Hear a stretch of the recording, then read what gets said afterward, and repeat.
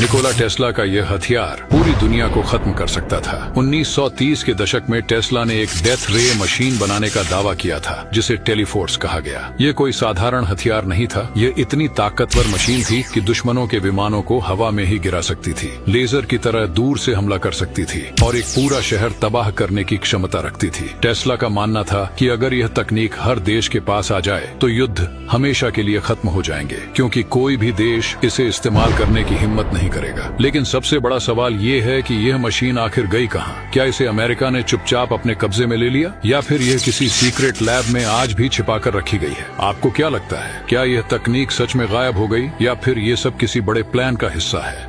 Japan के इस nuclear plant पर जो हुआ सुनकर आपके रोंगटे खड़े हो जाएंगे। 11 मार्च 2011 को जापान की धरती अचानक कांपने लगी। समंदर उफान पर आया और फिर वो हुआ जो पूरी दुनिया ने कभी सपने में भी नहीं सोचा था। जापान के फुकुशिमा में 9.1 तीव्रता का महाविनाशकारी भूकंप आया। कुछ ही मिनटों बाद 40 मीटर ऊंची सुनामी आई, जिसने समंदर के किनारे बसे हर शहर को निगल लिया। लेकिन असली तबाही अभी बाकी थी। फुकुशिमा दाइची न्यूक्लियर प्लांट की सुरक्षा दीवारें एक एक कर टूटने लगी। 3 रिएक्टर ऑटोमेटिक शटडाउन हो गए और बैकअप सिस्टम फेल हो गया। रेडिएशन तेजी से लीक होने लगा। हवा, पानी, सब कुछ जहरीला बनता जा रहा था। 12 मार्च को रिएक्टर 1 में जबरदस्त हाइड्रोजन विस्फोट हुआ। फिर 14 मार्च को रिएक्टर 3 भी फट गया। सरकार, वैज्ञानिक, इंजीनियर, हर कोई इसे रोकने की कोशिश कर रहा था, लेकिन हालात हाथ से फिसलते जा रहे थे। पर तबाही के इस समंदर में फुकुशिमा के बहादुर वर्कर्स रेडिएशन के बीच खड़े रहे, आखिरी सांस तक, आखिरी कोशिश तक। इतने बड़े न्यूक्लियर डिजास्टर के बावजूद रेडिएशन से सिर्फ एक मौत हुई।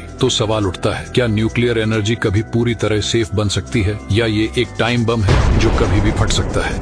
आईएसएस के एस्ट्रोनॉट्स का ये डरावना सपना उन्हें कभी चैन से सोने नहीं देता। दरअसल आईएसएस पर मौजूद हर एस्ट्रोनॉट का सबसे बड़ा डर होता है कि कहीं गलती से स्पेस वॉक करते हुए वो स्पेस स्टेशन से गिर न जाए। इमेजिन करो, एक एस्ट्रोनॉट आईएसएस यानी इंटरनेशनल स्पेस स्टेशन के बाहर स्पेस वॉक कर रहा हो और अचानक उसका सेफ्टी केबल टूट जाए। अब क्या होगा? वेल, रियलिटी ये है कि वो धीरे धीरे स्पेस स्टेशन से दूर जाने लगेगा, बिना किसी सहारे, बिना किसी रुकावट के, एक अनंत अंधकार की तरफ। धरती की ग्रेविटी वहाँ बहुत कमजोर होती है, इसलिए वो नीचे नहीं गिरेगा बल्कि ऑर्बिट में तैरता रहेगा। अगर उसकी स्पेस सूट में जेट थ्रस्टर्स हैं, तो शायद वो खुद को वापस पुश कर सकता है। लेकिन अगर नहीं, तो फिर उसका हाल एक कटी पतंग जैसा होगा जो स्पेस में अकेला बहता रहेगा। धीरे धीरे उसका ऑक्सीजन खत्म हो जाएगा और फिर बस एक खामोश अंत। नासा और दूसरी स्पेस एजेंसियां ऐसे इमरजेंसी हालातों के लिए तैयार रहती हैं, लेकिन अगर मदद न पहुंची तो अंतरिक्ष यात्री हमेशा के लिए अनंत शून्य में खो सकता है। वैज्ञानिक रह गए दंग। चंद्रयान 3 की इस खोज से अब चांद पर ही बनेगा रॉकेट फ्यूल।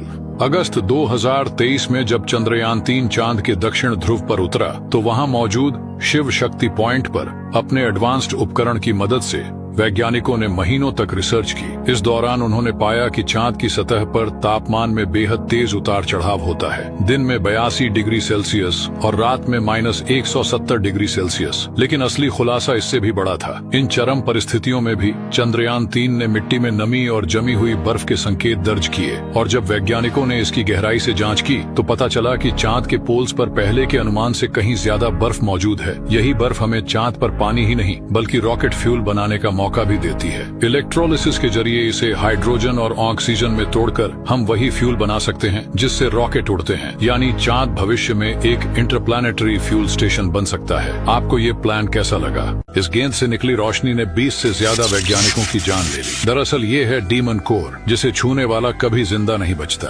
1945 में जब 24 साल के वैज्ञानिक हैरी डागलियन इस डीमन कोर पर एक्सपेरिमेंट कर रहे थे, तभी अचानक इसके अंदर से एक रहस्यमयी नीली रोशनी निकली। हैरी समझ गए कि ये उनकी जिंदगी के आखिरी पल हैं। 25 दिन बाद उनका शरीर अंदर से जल चुका था और उन्होंने दम तोड़ दिया। फिर 1946 में जब एक और वैज्ञानिक इसी डीमन कोर पर टेस्ट कर रहे थे, तब यह रहस्यमयी नीली रोशनी दोबारा निकली और कुछ ही दिनों में इसे छूने वाले एक और वैज्ञानिक की भी भयानक तरीके से मौत हो गई। दरअसल यह डीमन कोर अमेरिका द्वारा वर्ल्ड वॉर 2 के दौरान जापान पर गिराए जाने वाले परमाणु बम के लिए बनाया गया एक यूरेनियम कोर था, और इससे निकलने वाली इस रहस्यमयी नीली रोशनी को चेरेनकोव रेडिएशन कहा जाता है, जो इतना खतरनाक है कि इंसानी शरीर को परमाणु तौर पर अंदर से जला सकता है। ऐसी और मिस्टीरियस जानकारी के लिए सब्सक्राइब करें।